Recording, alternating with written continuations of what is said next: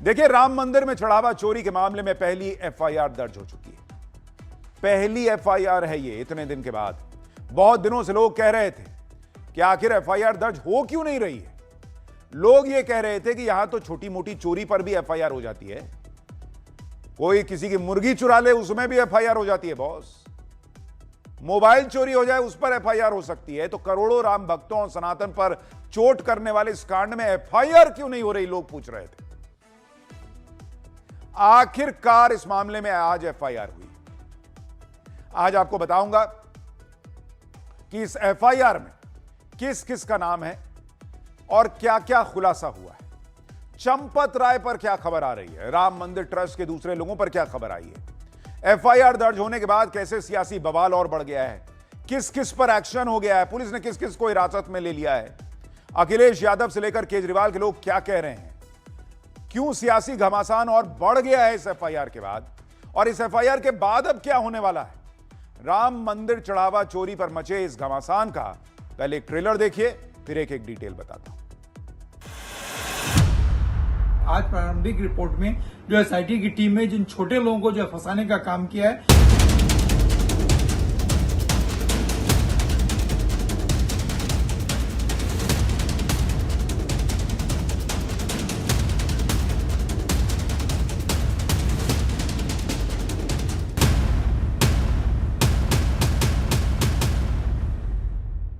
कि वो एफआईआर छोटे छोटे मुलाजिमों के ऊपर दर्ज की गई है, कोई बड़ा नाम नहीं। देखिए, चढ़ावा चोरी के मामले में जो एफआईआर दर्ज हुई है उसकी एक एक डिटेल पहले आपको सुननी चाहिए।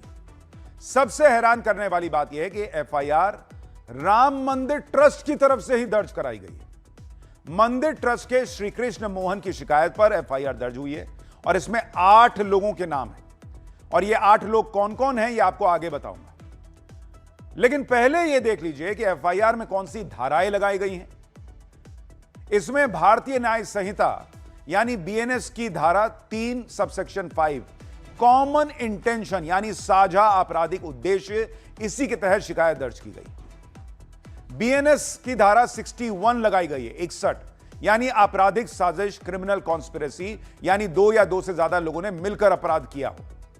बीएनएस की धारा 306 लगाई गई है। यह उन मामलों में लागू होती है जब कोई कर्मचारी या घरेलू नौकर विश्वास का दुरुपयोग करके अपने मालिक की संपत्ति चोरी करता है। बीएनएस 316 का सबसेक्शन 5 जब कोई बैंकर, व्यापारी, एजेंट, दलाल या वकील अपने पेशेवर पद का दुरुपयोग करके किसी संपत्ति या अधिकार में विश्वासघात करता है। बीएनएस की धारा 317 सबसेक्शन 4 यानी चोरी के सामान की आदतन खरीद फरोख्त से संबंधित है।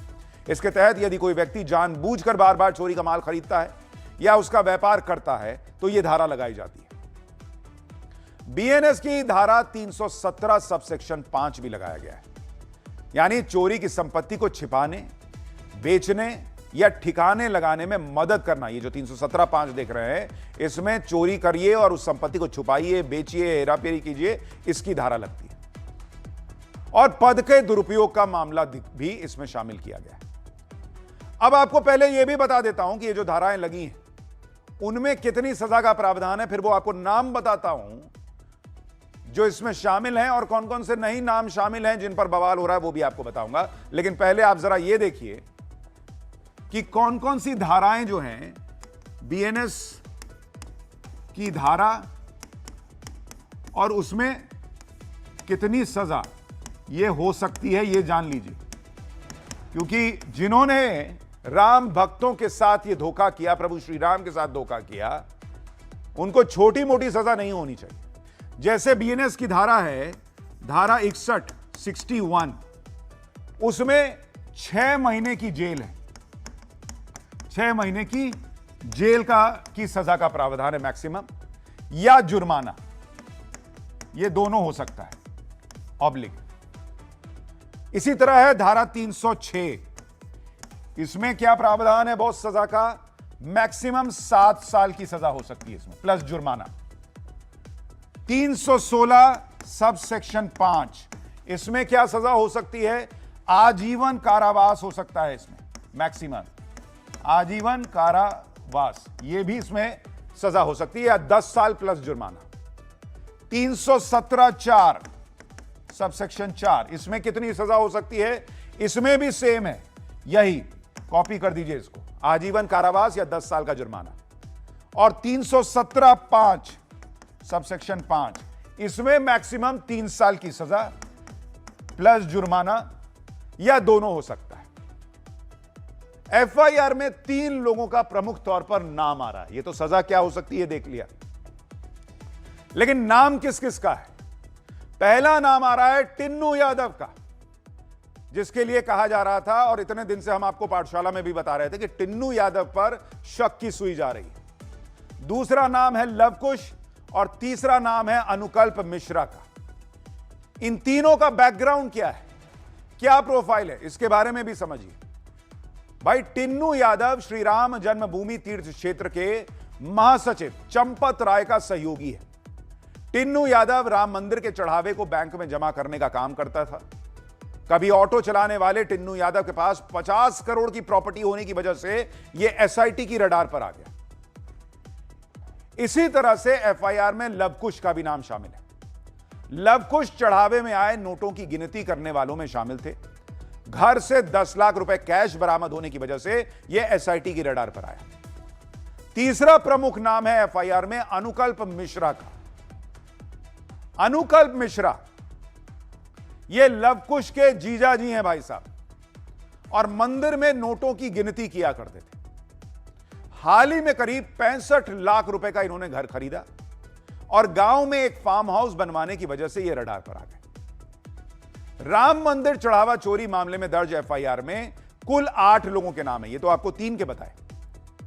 इसके अलावा अनुकल्प मिश्रा के अलावा अविनाश शुक्ला, करुणेश पांडे, लवकुश मिश्रा, टिन्नू यादव, मनीष यादव, रामशंकर मिश्रा और सुभाष श्रीवास्तव, ये सारे नाम हैं जो कि इस एफआईआर में 8 नाम जिनके बारे में आपको बता रहा हूं, अनुकल्प मिश्रा, अविनाश शुक्ला, करुणेश पांडे, लवकुश मिश्रा, टिन्नू यादव, मनीष यादव, रामशंकर मिश्रा और सुभाष श्रीवास्तव।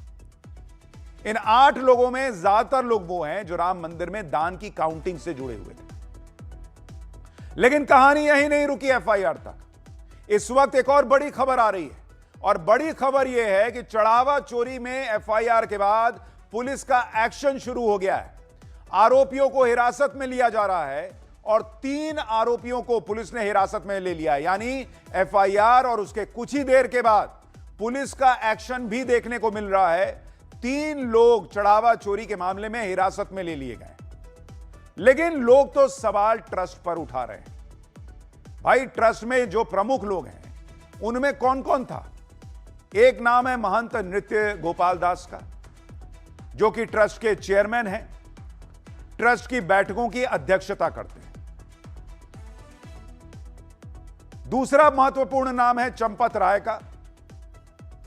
यह ट्रस्ट के महासचिव हैं, ट्रस्ट का प्रमुख चेहरा है और ट्रस्ट का डेली मैनेजमेंट देखते हैं। तीसरा नाम है अनिल मिश्रा का, जो ट्रस्ट के सदस्य हैं। स्वामी गोविंद देव गिरी ट्रस्ट के कोषाध्यक्ष और नृपेंद्र मिश्र निर्माण समिति के प्रमुख रहे। ये ट्रस्ट के प्रमुख चेहरे, प्रमुख नाम, लेकिन ये नाम एफआईआर में नहीं है और इसलिए कई सवाल भी खड़े हो रहे हैं। करोड़ों राम भक्तों के सवाल हैं आज की डेट में इस एफआईआर को देखने के बाद कि अगर ट्रस्ट को ही एफआईआर करानी थी तो इतने दिन क्यों लगे बॉस? एफआईआर में ट्रस्ट के किसी भी बड़े अधिकारी का नाम क्यों नहीं है? मंदिर के हर काम से जुड़े रहने वाले चंपत राय को कुछ पता नहीं था, और अगर नहीं पता था तो क्यों कुछ पता नहीं था? भाई, चंपत राय वो व्यक्ति हैं जिनका चेहरा आपने डे 1 से देखा है। राम मंदिर में यहां सोना लग रहा है, ये हो रहा है, वो हो रहा है, सब चंपत राय को बताते हुए आपने सुना होगा। उन चंपत राय को कुछ नहीं पता चला। उनके सहयोगी टिन्नू यादव के पास कहा जा रहा है कि संपत्ति बढ़ती चली गई, उनको पता ही नहीं चला। आपको किसी ने नहीं बताया कि इतना पैसा इन लोगों के पास आ रहा है। क्या ट्रस्ट के किसी भी बड़े अधिकारी को भनक ही नहीं लगी कि दान में चोरी हो रही है? भाई, अगर ट्रस्ट के किसी भी अधिकारी को कुछ पता ही नहीं था तो इन्हें तो नैतिकता के आधार पर पहले पद क्यों नहीं छोड़ देना चाहिए? यह राम भक्तों का सवाल है। क्योंकि इन लोगों को इसीलिए तो ट्रस्ट में बैठाया गया था कि आप निगरानी रखेंगे, आप देखेंगे कि कहीं कुछ गड़बड़ी होगी तो उसको रोकिएगा। एसआईटी जांच कर रही है, उनको 4 दिन में पता चल जा रहा है कि फलाने जगह पैसा है, फलाने जगह प्रॉपर्टी हो गई। इनको कोई कान तक कोई खबर पहुंचाने वाला नहीं था कि देखिए वहां क्या हो रहा है। और सवाल यह भी है कि जिन राम भक्तों के मन में यह सवाल होगा कि क्या बड़े लोगों को बचाया जा रहा है, उनको अब क्या जवाब दिया जाएगा इस एफआईआर के बाद? कि छोटे छोटे कर्मचारी जो है वो मिलकर सब कर लिए, ऊपर जिनको जिम्मेदारी दी गई थी सब देखने की, उनको कुछ नहीं पता था। अगर बड़े लोगों को बेगुनाह मान लिया गया तो उनके बेगुनाही के सबूत क्या हैं? लोग वो भी तो पूछेंगे कि बड़े लोग इसमें नहीं शामिल हैं, ये किस आधार पर कहा जा रहा है? क्योंकि बॉस, एक बात याद रखिए, यहां हम उन प्रभु श्री राम के मंदिर की बात कर रहे हैं जिन प्रभु श्री राम में सिर्फ किसी एक संदेह के आधार पर किसी ने कह दिया कि भाई माता सीता की अग्नि परीक्षा होनी चाहिए, तो उन्होंने अग्नि परीक्षा के लिए कह दिया था। यह है प्रभु श्री राम का आचरण। तो करोड़ों राम भक्त बड़े बड़े पदों पर बैठे जिम्मेदार लोगों से भी तो अग्नि परीक्षा की उम्मीद करेंगे। आप भी तो साबित करेंगे कि आप इसमें नहीं हैं शामिल। उसके भी तो सबूत आने चाहिए कि नहीं भाई एकदम पाक साफ है। और उससे भी बड़ी बात कि चलिए शामिल नहीं थे, लेकिन जब जिम्मेदारी ही नहीं निभा पाए, जब वहां चोरी ही नहीं रोक पाए, तो छोड़िए पद, फिर किस बात का बैठे हैं आप वहां? लेकिन बैठे हैं, कार्यक्रम में जा रहे हैं। एफआईआर में ट्रस्ट के किसी मेंबर का नाम नहीं है। यह बात लोगों को हैरान कर रही है और इसी बात पर राजनीति भी हो रही है, क्योंकि विपक्ष को इस बात का मौका मिल गया कि बड़े लोगों को बचाया जा रहा है। वो सवाल उठा रहे हैं। सुनिए चढ़ावा चोरी की एफआईआर होने के बाद विपक्ष क्या कह रहा है। शर्म की बात यह है कि वो एफआईआर छोटे छोटे मुलाजिमों के ऊपर दर्ज की गई है। कोई बड़ा नाम नहीं है, ये संभव नहीं है। करोड़ों रुपए की चोरी, हीरे जवाहरात की चोरी, सोने चांदी की ईंटों की चोरी छोटे छोटे मुलाजिम करते रहे और किसी को पता ही नहीं चला।